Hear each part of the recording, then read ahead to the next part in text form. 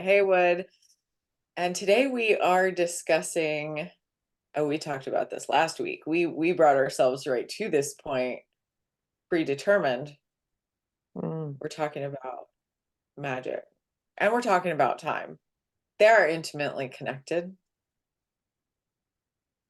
Now, this might not go how we think it's going to go because we did bring up magic last week, rolled right into this conversation. We kind of steamrolled our way here through that conversation about time and the different aspects of time, the active, the passive, and the neutral. And these aspects of time, this triune property of time, is really important to understand because you can't really understand or master time if you don't have this knowledge. You would be doing it accidentally without this knowledge.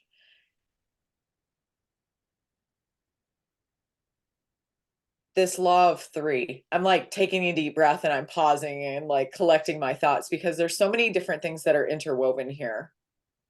The law of three, the law of seven, these two highest cosmic laws that are entangled with one another and create creation, as well as these aspects of time, understanding the different states of time, really wrapping our head around the nature of time and how we spend our time. And all of that comes right into the inner world because the highest cosmic laws of the universe also operate in the inner world within us. And how we spend our time is informed from that core of our being. And that really is what magic is. Magic is being. That is the only true magic. And I know I said last week there's 3 different kinds of magic. There's actually 4 because you have it's a nuanced teaching. We laugh, but like, you say one thing and then you're like, oh, and by the way, there's not just 3 lower centers, there's 4, but we're gonna say there's 3, and then spoiler alert, there's actually 7, and now we're counting the 4th. It's just bear with us. Okay. So the 3 aspects of time, we'll even go as far as to say the 3 forces, because these 3 forces are what create the different aspects of time. The active, the passive, and the neutral are the forces, and then also translate into the ways that we spend our time, the ways that we spend time, the nature of time. And all of that has to do with being. Because when we're being in harmony, when the inner world is unified and harmonized, we're utilizing time in flow, meaning the full embodiment of all 3 states of time.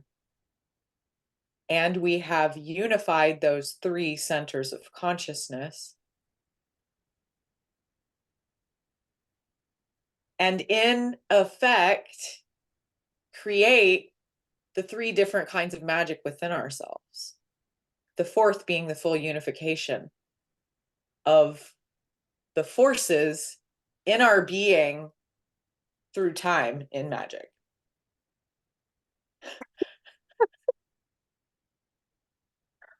Wrap your head around this.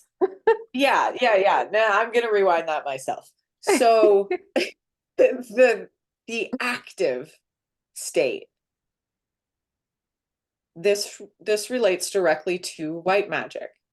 Active or desiring force equals will or intention, white magic.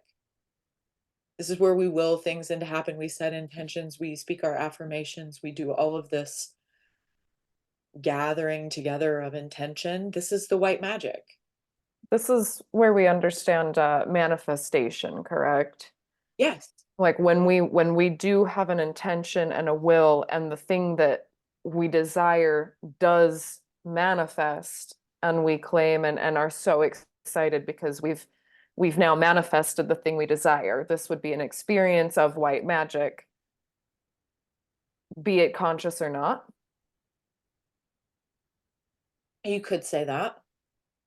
And it doesn't always work. It doesn't always bring something. I mean, it's always bringing something, but not necessarily what it is that we set our intention for, not necessarily what it was our goal or intention to manifest, right? Yeah. Um,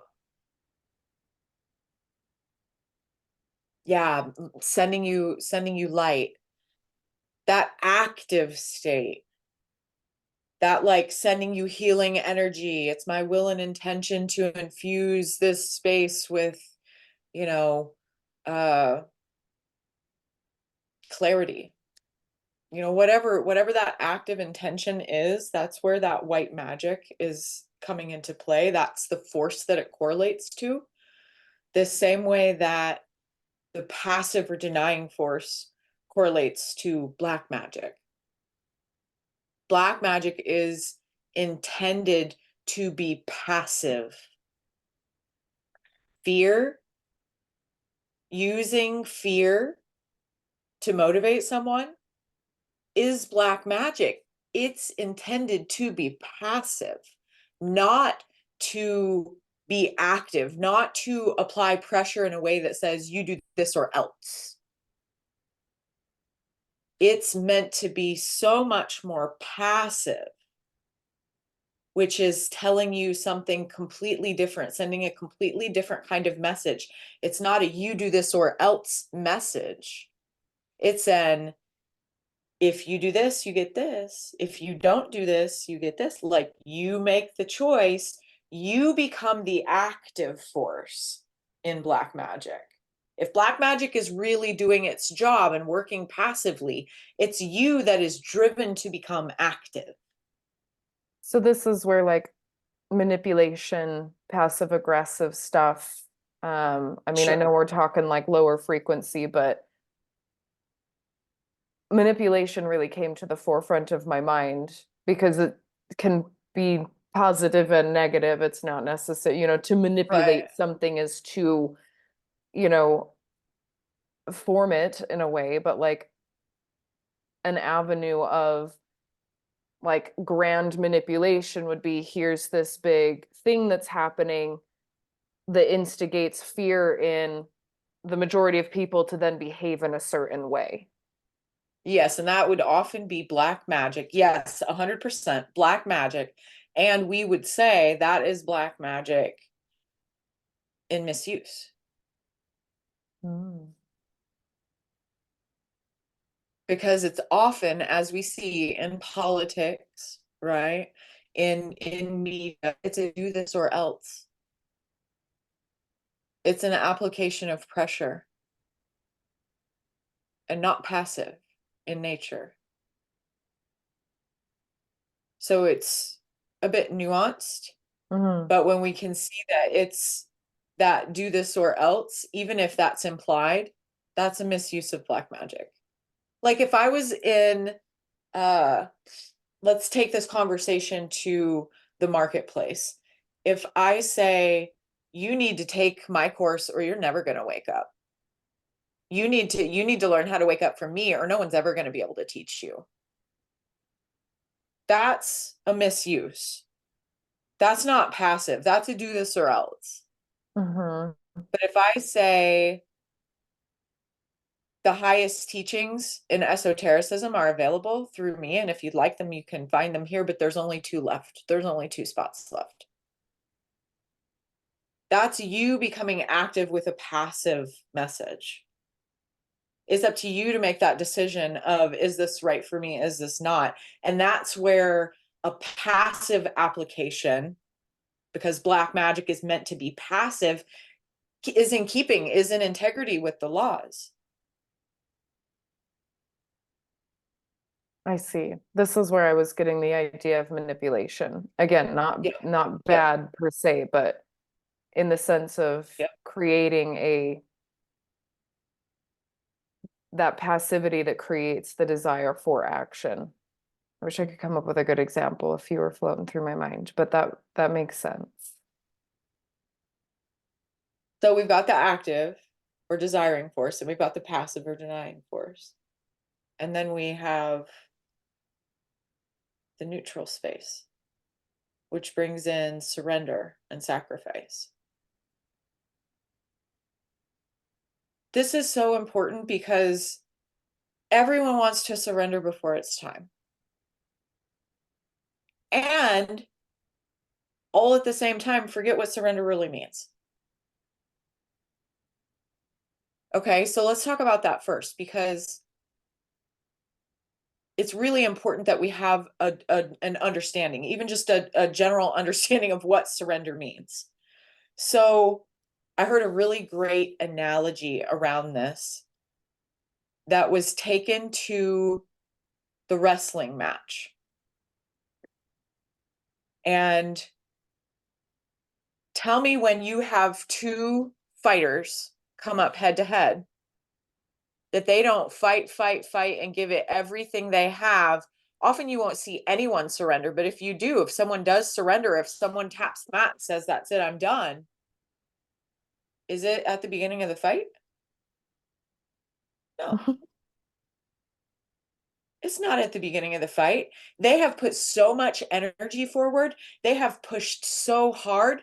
They have been through over and over again this mental process of keep going, you can do it, keep going, you can do it, and pushing themselves forward and putting into practice everything that they've trained for. And then when they've given everything they have and tried everything they knew, there's a decision made. I have to stop. This isn't going to work for me. I have to stop. Maybe they think they're at the brink of that last breath. I'm done. It's not at the beginning. So when we're setting an intention and we're setting a goal and we have a new, achievement on the horizon, and then we've done all that white magic, right? We jump right to the red and go, okay, well, whatever will be, will be. I'm ready to receive. Insert a downpour of flowery words here around receiving abundantly and being open to receive and creating the life that you desire with your thoughts. You can think about it all day long. And I encourage you to hold that frequency of achieving what it is that you put out in front of yourself, the aim or intention, whatever it is, living into the embodiment of having achieved whatever it is. That's awesome. And also, don't forget step 2, because you have limitations to overcome and hard work to do in the inner world and action to take before it's time to surrender.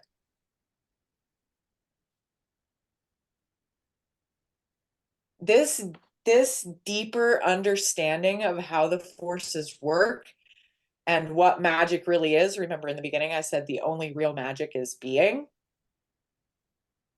This is why.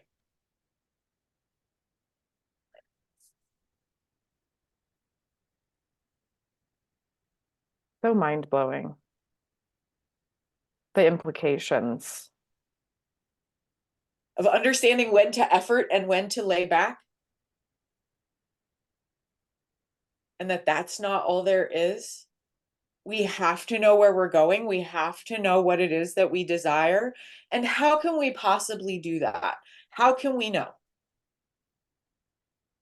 You have to know yourself so deeply for all of that energy and all of that overcoming of limitations and all of that action that you take to mean something when it's time to surrender.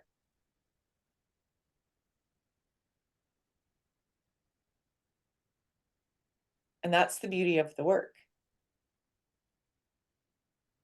Coming into a really deep knowing of who you are, being on that brink of seeing your false personality and your essence and having them peeled apart right in front of you so that you have full view. And then you get to choose.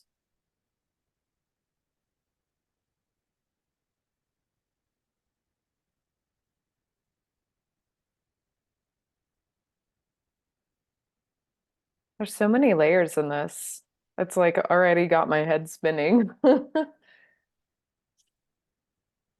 Even just in the side of like how many times the denying force has come in to show me that there's something that I desire. And then the old ways of being like, okay, I desire that, and I'm gonna try and keep my frequency as high as I can to attract it and to cut out all these negative people and these really, misaligned actions in this name of surrender for something I want because of something negative I experienced. And it's just all like this mess because of the lack of being involved, the lack of understanding where I am and what I'm experiencing. And I don't know, I'm just thinking on the grander scale of how people typically understand magic and how it's typically displayed and how so much of it is imagination or um some sort of show, that's playing on your different fears or playing on different desires. And just how we bounce around them without even knowing, without being present with it. Again, peeling apart your essence from the false personality. I don't know, as someone who's just learning a lot of this too, I'm just like, it floors me a lot in a lot of ways.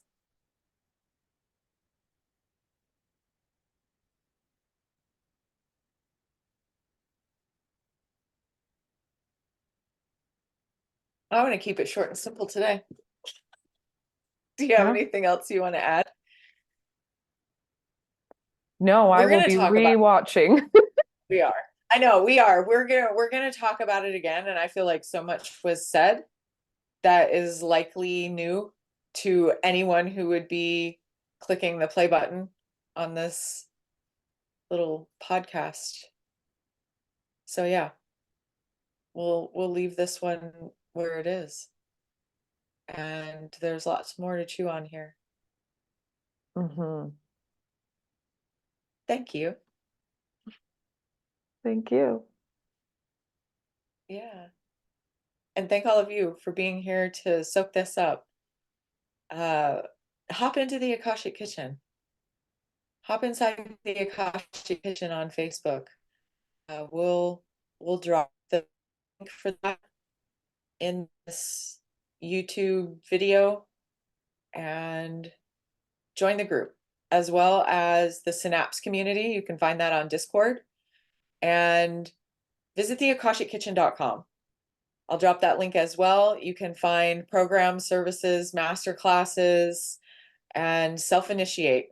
This is the invitation. It's the invitation to self-initiate into second level teachings. Love all of you, appreciate all of you and your presence, and we'll see you next time. Yeah.